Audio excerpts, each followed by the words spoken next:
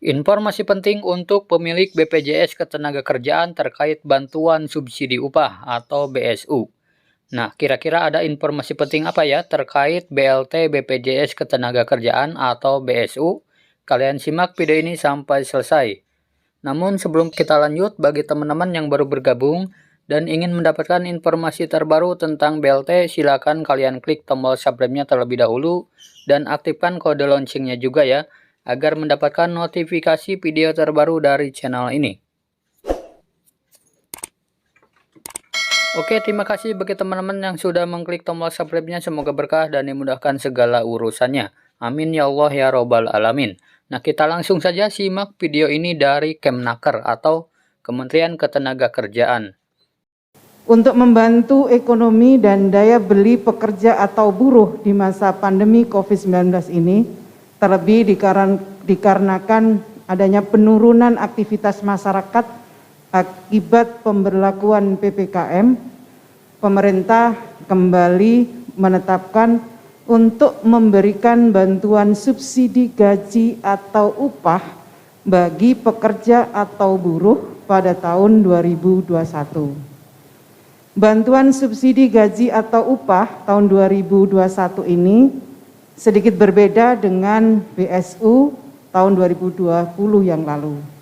Besaran bantuan subsidi gaji atau upah tahun ini sebesar 500.000 per bulan selama 2 bulan yang akan diberikan sekaligus sebesar 1 juta rupiah kepada pekerja atau buruh yang memenuhi persyaratan.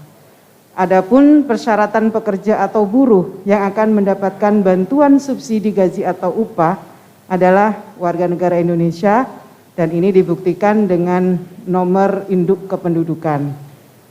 Yang kedua, terdaftar sebagai peserta jaminan sosial tenaga kerja yang masih aktif di BPJS Ketenagakerjaan, dan ini dibuktikan dengan nomor kartu kepesertaan sampai dengan bulan Juni 2021.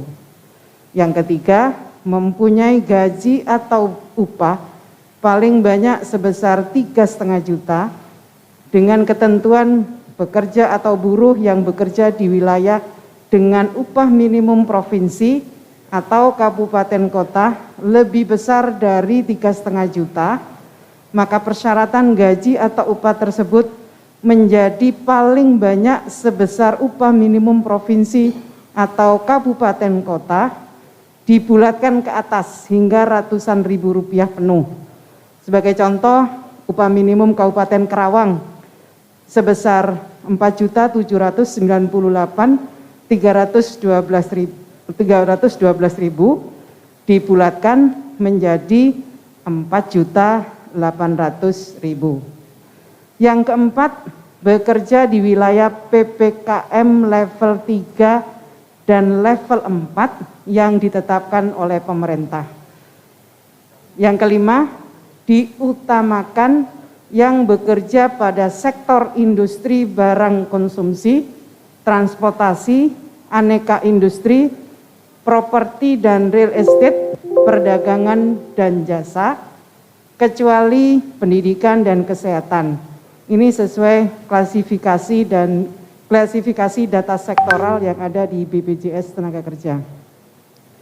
Yang keenam, berdasarkan kriteria yang saya sampaikan tadi, Kemenaker bersama BPJS Ketenagakerjaan telah melakukan exercise dan hingga saat ini diestimasi sebanyak 8,7 juta orang pekerja atau buruh menjadi calon penerima bantuan subsidi gaji atau upah.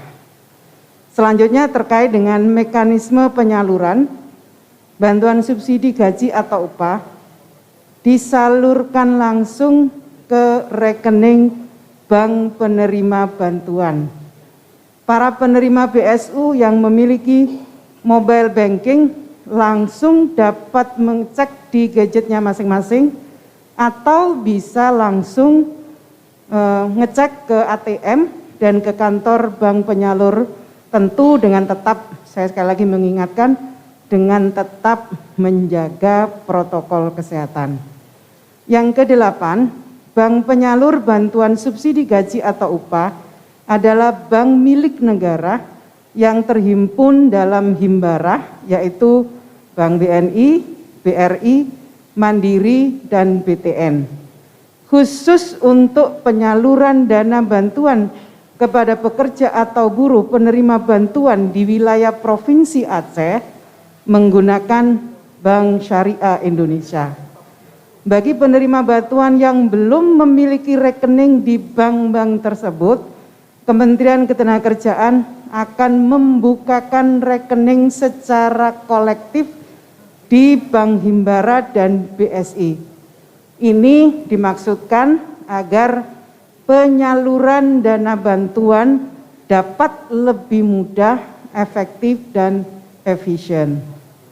Yang kesembilan, landasan hukum dari bantuan subsidi gaji atau upah, saya perlu sampaikan kepada teman-teman media, 2 hari lalu, 28 Juli 2021, saya telah menerbitkan Peraturan Menteri Ketenagakerjaan Nomor 16 Tahun 2021 tentang perubahan atas Peraturan Menteri Ketenagakerjaan Nomor 14 Tahun 2020 tentang pedoman pemberian bantuan pemerintah berupa subsidi gaji atau upah bagi pekerja atau buruh dalam penanganan dampak COVID-19. Teman-teman media yang saya hormati, konferensi pers pada siang ini kami memiliki tujuan agar masyarakat mengetahui bahwa tahap awal proses penyelenggaraan program BSU telah dimulai, yaitu nanti Pak Dirut akan menyerahkan data-data pekerja calon penerima BSU dari BPJS Ketenagakerjaan kepada Kementerian Ketenagakerjaan. Jumlah data yang diserahkan hari ini kita memulai dari 1 juta calon penerima BSU dari estimasinya 8,7 juta pekerja akan menerima BSU. Jadi tentu data ini sangat dinamis melihat sesuai dengan ketentuan Peraturan Menteri Ketenagakerjaan tersebut. Data 1 juta calon penerima BSU selanjutnya akan dicek, di screening oleh Kementerian Ketenagakerjaan untuk memastikan kesesuaian format data dan menghindari duplikasi data. Adapun variabel yang akan diperiksa adalah kelengkapan data antara lain nomor rekeningnya, dilihat NIK-nya, kemudian sektornya. Yang kedua, melakukan pemadanan dengan data penerima bantuan pemerintah lainnya. Saya juga ingin sampaikan BPJS Ketenagakerjaan dipilih sebagai sumber data, mengingat sampai saat ini data BPJS Ketenagakerjaan dinilai paling akurat dan lengkap sehingga akuntabel dan valid dipergunakan oleh pemerintah sebagai dasar pemberian bantuan subsidi secara cepat dan tepat sasaran. Di samping juga memberikan apresiasi kepada pekerja perusahaan yang menjadi peserta BPJS Ketenagakerjaan. Selanjutnya, untuk membantu kelancaran proses pemberian bantuan subsidi gaji atau upah ini, kami meminta kepada seluruh perusahaan yang belum menyerahkan data rekening pekerjanya agar segera menyerahkan kepada BPJS Ketenagakerjaan. Begitu pula kepada para pekerja atau buruh yang memenuhi syarat tapi belum menyerahkan data nomor rekening banknya ke perusahaan, kami mohon untuk segera menyerahkan kepada perusahaan, dan ini saya ingin sampaikan akan memperlancar pemberian bantuan subsidi upah.